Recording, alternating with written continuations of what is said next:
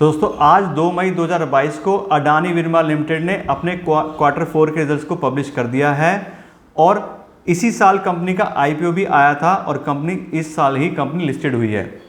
तो इसलिए आज की इस वीडियो में हम कंपनी के जो क्वार्टर 4 के रिजल्ट्स हैं उनको एनालाइज करेंगे और देखेंगे कि पिछले क्वार्टर के हिसाब से इस क्वार्टर में कंपनी में क्या ग्रोथ आई है और कंपनी कैसा परफॉर्म कर रही है। दोस्तों आपको बता दें, अगर किसी भी कंपनी में हमने अपना पैसा इन्वेस्ट किया हुआ है या हम अपना पैसा इन्वेस्ट करना चाह रहे हैं तो हमें उस कंपनी के बिजनेस के बारे में डिटेल नॉलेज होनी चाहिए कि कंपनी का क्या बिजनेस है और कैसा बिजनेस वो चल रहा है, कंपनी के रेवेन्यूज कैसे चल रहे हैं और कंपनी की प्रॉफिट ग्रोथ वगैरह कैसी चल रही है। और इसको जानने के लिए हम किसी भी कंपनी के क्वार्टरली और एनुअल रिजल्ट्स के थ्रू आसानी से पता कर सकते हैं कि कंपनी का बिजनेस कैसा चल रहा है। तो इसीलिए आज की इस वीडियो में हम इस कंपनी के क्वार्टर 4 के रिजल्ट्स को डिस्कस करेंगे।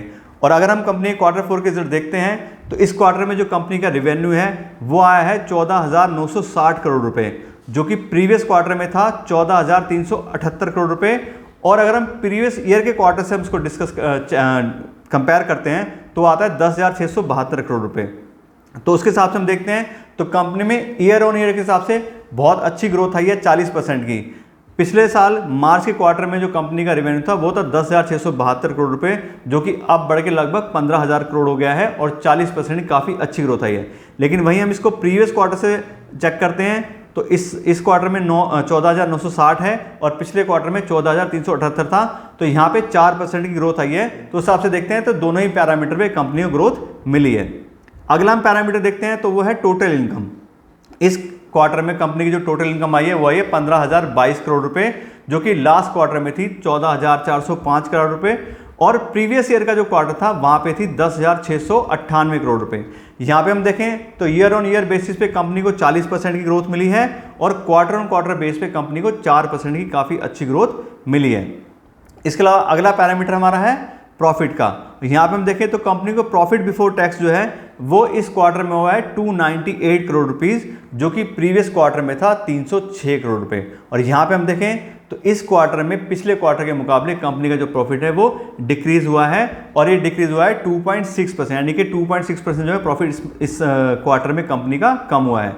और वहीं हम पिछले साल के क्वार्टर से कंपेयर करते हैं तो पिछले साल के क्वार्टर में जो कंपनी का प्रॉफिट बिफोर टैक्स था वो था 202 करोड़ रुपए और अब ये हो गया 298। यहाँ पे हम देखें तो पिछले साल के मुकाबले इस साल के क्वार्टर में कंपनी को 47% की काफ़ी अच्छी इंक्रीज या ग्रोथ मिली है।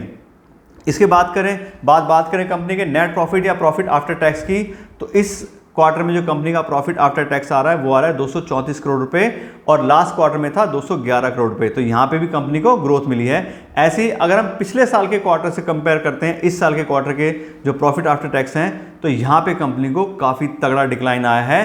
पिछले साल के मार्च क्वार्टर में जो कंपनी का प्रॉफिट आफ्टर टैक्स था वो था 315 करोड़ रुपए और इस क्वार्टर का आ रहा है 234 करोड़ रुपए। तो यहाँ पे देखें तो लगभग 25.6% के आसपास जो कंपनी का प्रॉफिट है काफ़ी कम हुआ है। ऐसे ही अगर हम बात करें कंपनी के अर्निंग पर शेयर की तो प्रॉफिट आफ्टर टैक्स के हिसाब से अर्निंग पर शेयर पे भी इफेक्ट पड़ता है। तो इस क्वार्टर में जो कंपनी का अर्निंग पर शेयर है वो आ रहा है 2 रुपये 1 पैसे, जो कि पिछले क्वार्टर में 1 रुपये 85 पैसे था। तो क्वार्टर ऑन क्वार्टर हिसाब से प्रॉफिट आफ्टर टैक्स में भी जो है इंक्रीमेंट आया है और ईपीएस में भी इंक्रीमेंट आया है। लेकिन अगर हम इसको पिछले साल के जो मार्च क्वार्टर है उससे कंपेयर करते हैं तो पिछले साल के मार्च क्वार्टर में जो अर्निंग पर शेयर आ रही थी कंपनी की वो आ रही थी 2.76 और अभी आ रही है 2.01। तो यहाँ पे हम देखें तो क्वार्टर ऑन क्वार्टर के हिसाब से कंपनी को 8% की ग्रोथ मिली है, लेकिन ईयर ऑन ईयर बेसिस पे कंपनी को 27% का डिक्रीज मिला है इस ईपीएस के अंदर। तो इस तरह से इस क्वार्टर की कंपनी का हम रिजल्ट देखते हैं तो कंपनी का ईयर ऑन ईयर बेसिस पे रेवेन्यू तो काफ़ी अच्छा इंक्रीज हुआ है, लेकिन प्रॉफिट के अंदर काफ़ी डिक्लाइन आया ईयर ऑन बेसिस पे। और अगर हम बात करें कंपनी के क्वार्टर ऑन क्वार्टर बेसिस पे तो थोड़ी ग्रोथ सभी चीज़ों में मिली है, बस प्रॉफिट बिफोर टैक्स में कंपनी को थोड़ा सा डिक्लाइन आया है, अदरवाइज बाकी सब चीज़ों में ग्रोथ मिली है। तो वही बात है कि अगर किसी भी कंपनी में इन्वेस्ट करना चाह रहे हैं तो हमें थोड़ा सा ध्यान रखना चाहिए कि कंपनी का बिजनेस कैसा है और कंपनी के प्रॉफिट्स वगैरह कैसे चल रहे हैं, क्योंकि शॉर्ट टाइम में जो शेयर प्राइस है वो तो ऊपर नीचे होता रहता है, लेकिन शेयर प्राइस से ये मतलब नहीं है कि कंपनी के प्रॉफिट्स भी इंक्रीज हो रहे हैं या नहीं हो रहे हैं।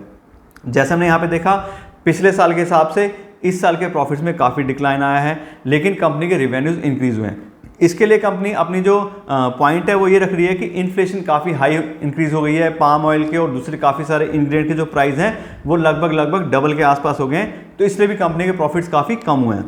तो अगर हम इस कंपनी में इन्वेस्ट करना चाहते हैं या हमने किया हुआ है, तो अभी हमें और थोड़ा सा ध्यान रखना चाहिए कि कंपनी के आने वाले टाइम में क्वार्टर्स कैसे आते हैं। उसके हिसाब से हम डिसाइड कर सकते हैं कि अगर हमने इन्वेस्ट किया हुआ है तो हमें इन्वेस्ट रखना है या कंपनी से बाहर निकलना है, या अगर हम इन्वेस्ट करना चाहते हैं तो हम करें या अभी रुक जाएं। तो इसलिए आज के लिए मैं इतना रखता हूं। आशा करता हूं कंपनी के क्वार्टरली रिजल्ट्स के बारे में आपको काफ़ी अच्छे से डिटेल मिल गई होगी। और अगर आपको ये वीडियो अच्छी लगी हो तो उसको लाइक और शेयर जरूर कीजिएगा और मेरे चैनल को भी सब्सक्राइब कर लीजिएगा। Thank you so much.